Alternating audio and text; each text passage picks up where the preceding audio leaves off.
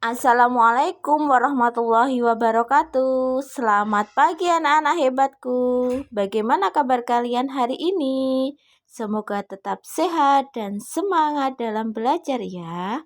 Hari ini kita akan belajar tema 3, subtema 2, pembelajaran 2. Kemarin anak-anak sudah belajar tentang wujud dari benda, yaitu gas, padat, dan cair. Nah, hari ini kita belajar apa ya? Nah, yuk kita membaca. Benda memiliki ciri-ciri yang dapat diamati. Pada pembelajaran sebelumnya, kamu telah mengetahui wujud benda.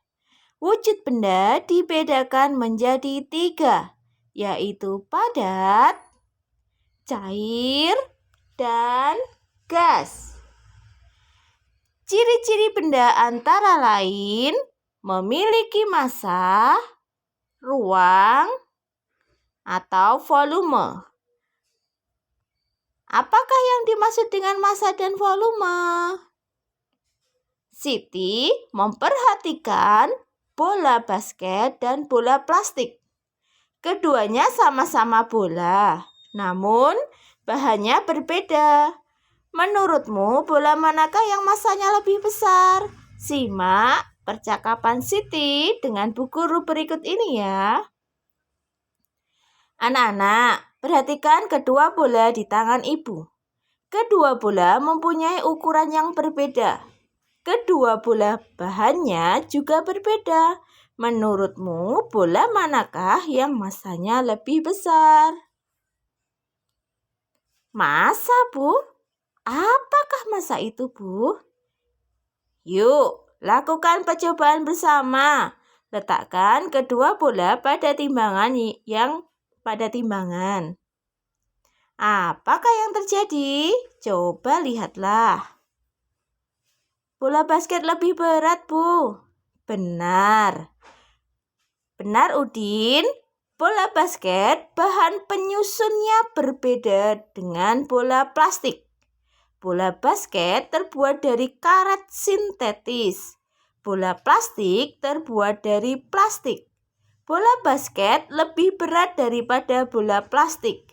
Banyaknya bahan penyusun yang terdapat dalam benda disebut massa. Jadi bola yang lebih berat memiliki massa lebih besar.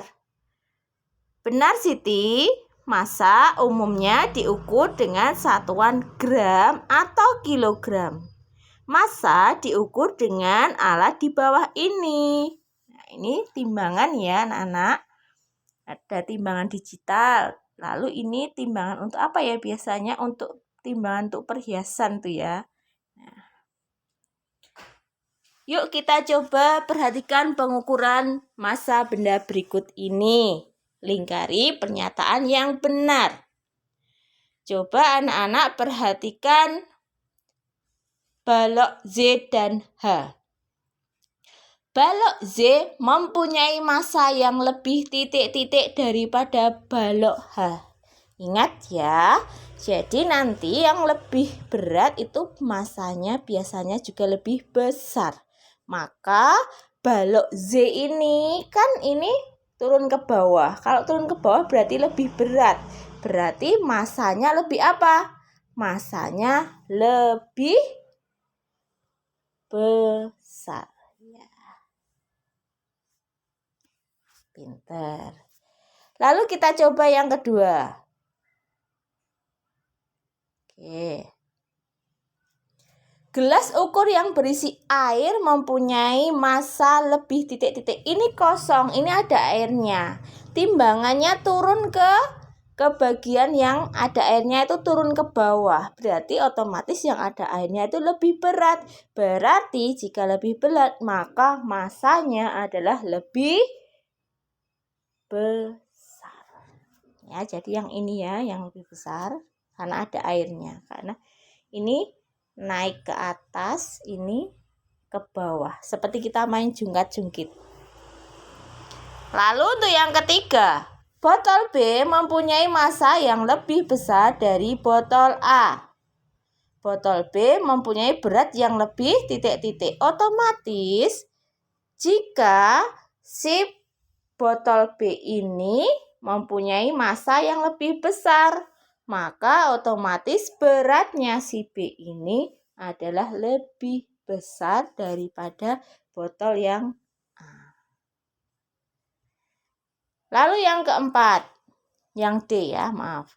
Bola yang kempes mempunyai massa yang lebih titik-titik dari bola yang tidak kempes. Perhatikan gambarnya.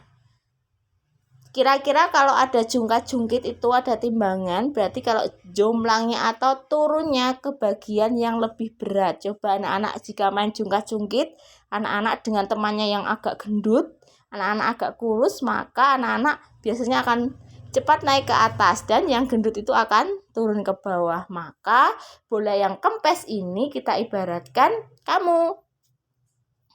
Dia berarti karena dia lebih ringan, maka bola yang kempes mempunyai massa yang lebih kecil. Lalu percobaan selanjutnya ada 6 apel. Massanya lebih apa dengan semangka? Karena timbangannya itu tidak ada yang naik, tidak ada yang turun, maka 3 apel ini, oleh sebab itu ini 3 loh. Ini maksudnya 6 apel ini mempunyai massa yang titik-titik. Ini 6. Ini 1 semangka. Ternyata berimbang. Maka dia tidak ada yang naik dan turun, maka dia adalah dikatakan sama, mempunyai massa yang sama. Oke. Nah, lalu kalau misalnya apelnya kita hilangkan 3. Nah, tinggal 3. Kira-kira dengan semangka bagaimana? Berat mana? Otomatis semangkanya nanti akan naik ke atas. Maka 3 apel mempunyai berat lebih kecil dengan 1 semangka. Begitu ya. Semoga anak-anak lebih paham. Nah, tahukah kamu berat dan massa mempunyai perbedaan? Massa benda di mana-mana itu sama. Namun berat benda dapat berubah-ubah tergantung gaya tarik bumi di tempat itu. Gaya tarik bumi disebut juga gaya gravitasi. Contohnya, massa tubuh di bumi ataupun di bulan itu sama. Namun, berat tubuh di bumi dengan di bulan itu berbeda. Berat tubuh astronot di bulan ternyata lebih ringan daripada di bumi. Jadi, nanti astronotnya bisa melayang-layang karena meringan. Dalam percakapan sehari-hari dan hitungan matematika, orang yang sering menyamakan istilah berat dan massa. Seperti kita sering mendengar orang mengatakan berapa beratmu? Adapun yang benar adalah berapa massamu. Yang diukur pada timbangan adalah massa ya. Untuk timbangan itu untuk mengukur massa, bukan berat. Namun karena istilah berat sudah umum digunakan dalam bahasa sehari-hari. Gravitasi di permukaan bumi relatif sama sehingga penggunaan kata berat untuk menggantikan massa masih diperbolehkan. Jadi intinya jika berat suatu benda itu lebih besar, maka massanya juga lebih besar. Begitu ya anak-anak. Nah, oke. Selain massa, benda mempunyai volume. Apakah volume itu? Semua benda menempati ruang. Ukuran ruang yang ditempati oleh suatu benda disebut volume. Benda yang kecil menempati ruang yang lebih kecil dibandingkan benda yang besar. Hal ini berarti benda yang kecil memiliki volume yang kecil dan benda yang besar memiliki volume yang besar. Jadi ini ada 2 akuarium, jelas saja ya, berarti sudah terlihat kalau volume itu isinya. Kalau kita isi air lebih banyak mana? Ya tentu saja lebih banyak yang akuarium yang A. Jadi volume akuarium A itu ternyata lebih besar daripada volume B. Volume itu isi ya. Nah. Oke. Nah, Nanti ada beberapa percobaan yang anak-anak bisa lakukan ya. Nanti bisa mencoba anak-anak, misalnya ini ada gelas kosong lalu diisi air, lalu ketika airnya diisi benda ternyata volume airnya naik, maka benda yang kita jatuhkan ke dalam air itu memiliki volume juga. Jadi volumenya menghitungnya adalah selisih dari awal dan akhir. Tuh. Nah, ini boleh anak-anak coba ya nanti ya. Nih contohnya benda balon. Balon ini ketika kita tiup, ya toh, bagaimana?